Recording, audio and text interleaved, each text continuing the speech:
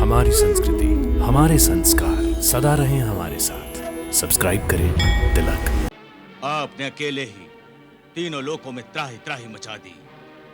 मेघ गर्जना करने वाले अपने अमेघ रथ पर सवार होकर ब्रह्मा जी से प्राप्त शक्ति, धनुष बाण धारण करके और कवच पहनकर आप जब रणभूमि में जाएंगे तो राम लक्ष्मण के धनुष बाण तिनके के समान हवा में उड़ जाएंगे।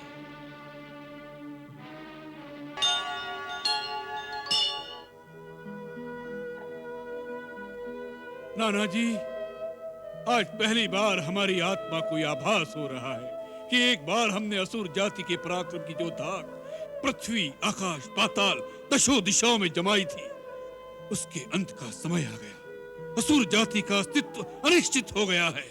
नहीं, नहीं पिताश्री, इंद्र का वज्र, विष्णु का सुदर्शन और शंकर का त्रिशूल भी असुरों का अस्तित्व नहीं मिटा सके, तो बेचारे राम के बाण क्या कर लेंगे। युद्ध में तोला माशा हानि लाभ तो होता ही रहता है, परंतु उससे राष्ट्र की गतिविधि तो नहीं रुक जाती। इसमें संदेह नहीं कि कुंभकर्ण काका की मृत्यु हमारी सबसे बड़ी क्षति है, परंतु किसी बड़े से बड़े योद्धा की मृत्यु से देश तो नहीं हार जाते। महाराज, एक पर्वत टूट जाने से पृथ्वी पर प्रलय नहीं आ जाती। भैया इंद्रजीत ठीक कह रहे हैं। घात प्रतिघात ना हो तो युद्ध कैसा। गहरे से गहरे घाव को भी योद्धा को हंसते हंसते सहना पड़ता है। वीर की आंखों में आंसू नहीं, अंगारे बरसने चाहिए, तभी बैरी का बल क्षीण होता है।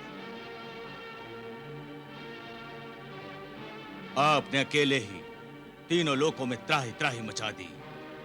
मेघ गर्जना करने वाले अपने अमेघ रथ पर सवार होकर ब्रह्मा जी से प्राप्त शक्ति, धनुष बाण धारण करके और कवच पहनकर आप जब रणभूमि में जाएंगे तो राम लक्ष्मण के धनुष बाण तिनके के समान हवा में उड़ जाएंगे। आप तो हमारे आदर्श हैं पिताश्री। आप इस प्रकार हतोत्साह की बातें कर रहे हैं। अतिकाय पुत्र, तुम परम शूरवीर हो, परंतु कुंभकर्ण लंका की नींव था, नींव।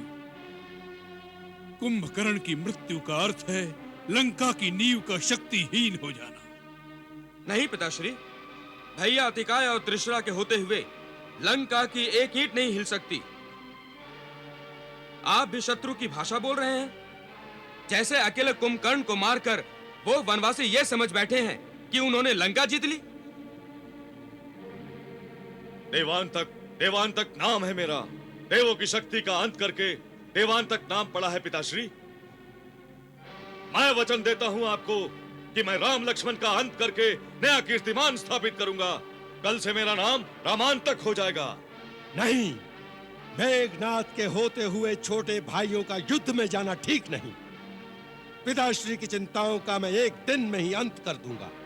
भैया इंद्रजीत, हम आपसे आयु में छोटे हैं, परंतु वीरता आयु के अधीन नहीं होती। वीरता आत्मा का गुण है, शरीर का नहीं। हम चारों की प्रार्थना है आप पिताश्री के पास रहें। हम चारों भाई, मैं, देवांतक, नरांतक और त्रिशरा, आज युद्ध को निर्णायक स्थिति तक पहुंचा देंगे।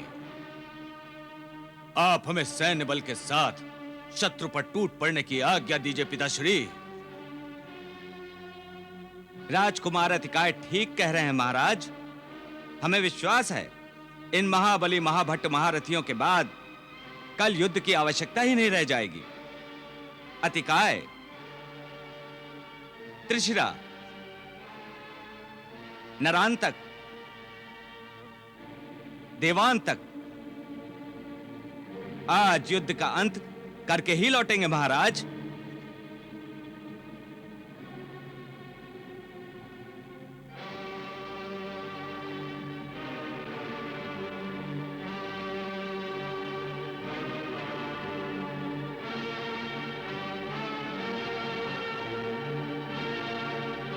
सेनापतिकाय, त्रिशिरा, नरांतक, देवांतक, आज तुमने हमारे हारे हुए मन में नई उमंग, नया उत्साह भर दिया है।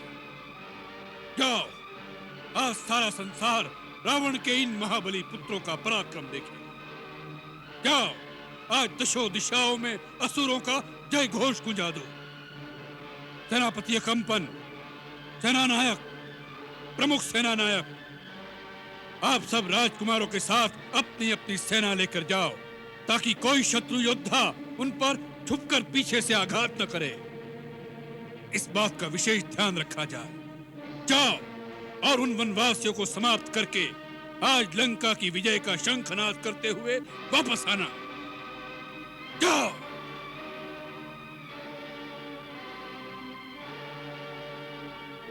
विजयी भव।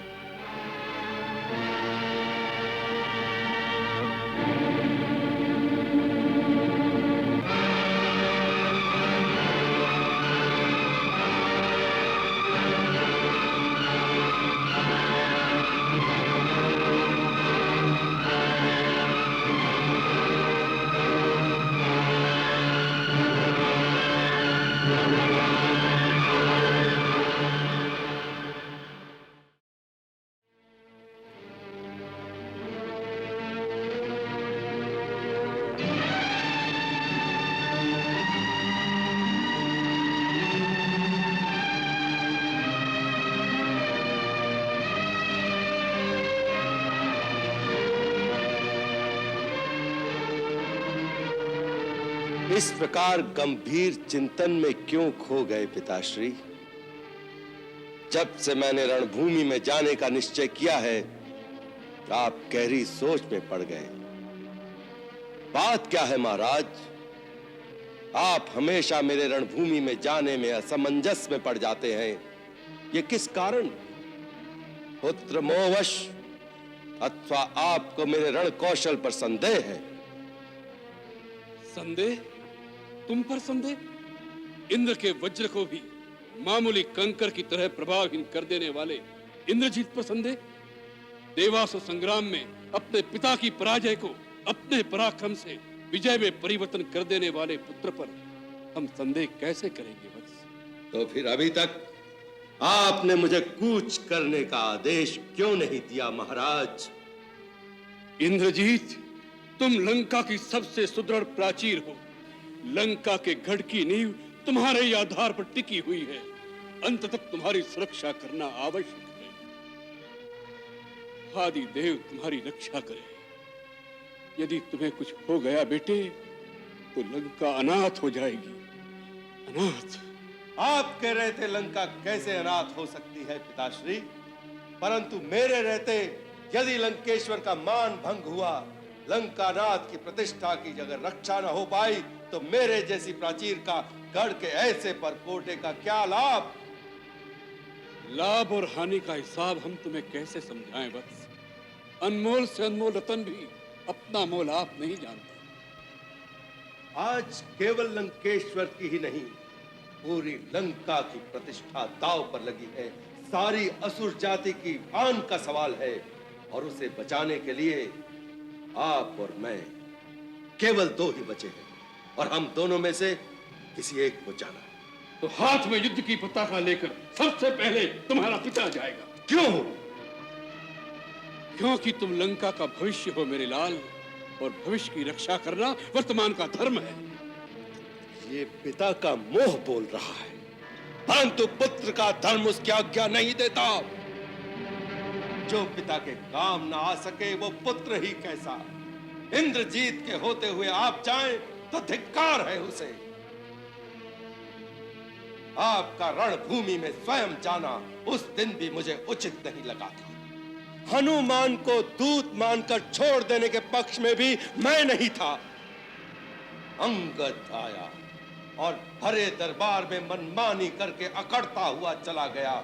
हम तरा देते गए और उनके उत्साह बढ़ते गए। पिताश्री, लंका की प्रतिष्ठा पर अपने प्राणों की आहुति देकर जो चले गए, उन्हें मैं लौटा कर तो नहीं ला सकता, परंतु विश्वास कीजिए उनकी मौत ने मेरे मन में प्रतिशोध, प्रतिहिंसा की ज्वाला और भड़का दी है। राम का मस्तक, लक्ष्मण का वक्षस्थल, सुग्रीव, अंगद, हनुमान के प्राण लेने के लिए मेरे अस्त्र शस्त्र उतावले हो रहे हैं। आज्ञा दीजिए, आशीर्वाद दीजिए पिताश्री। असुर नायक अपने सेनानी को प्रलय बनकर शत्रुओं का विनाश करने का आदेश दे।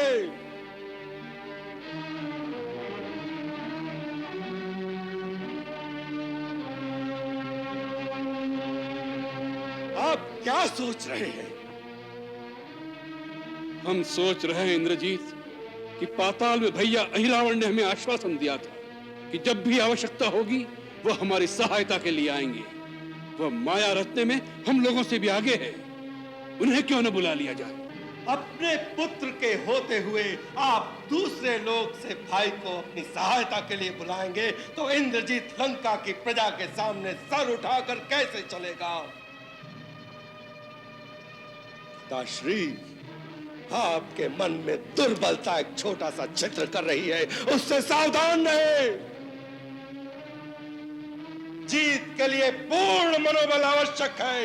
इंद्रजीत पे विश्वास करें, मैं युद्ध का चित्र ही बदल दूंगा। आप मुझे आज्ञा और आशीर्वाद दोनों दें पिताश्री।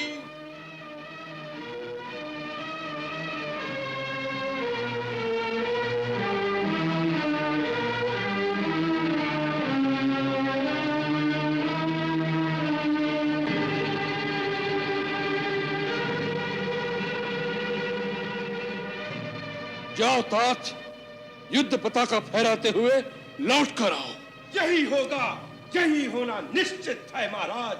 आज सूर्यास्त से पहले उन सूर्यवंशियों का सूर्यास्त करके मेघनाथ गगन में गरजते मेघों के समान अखिल ब्रह्मांड में अपना जयनाद गुंजाता हुआ लौटेगा। अगर आज मेघनाथ के जयनाद की घोर गर्जना दशों दिशाओं में नहीं गूंजी तो वह शस्त्र उठाना छोड़ देगा और लंका के सागर में जल समाधि ले लेगा। नहीं नहीं, तुम अवश्य विजयी होकर अपने पिता का मस्तक ऊंचा करके लौटोगे। यह विश्वास विद्युत बनकर कौंध रहा है हमारे मन में। जाओ इंद्रजीत, आज नई जीत का कीर्तिमान स्थापित करके लौटो। विजयी भव।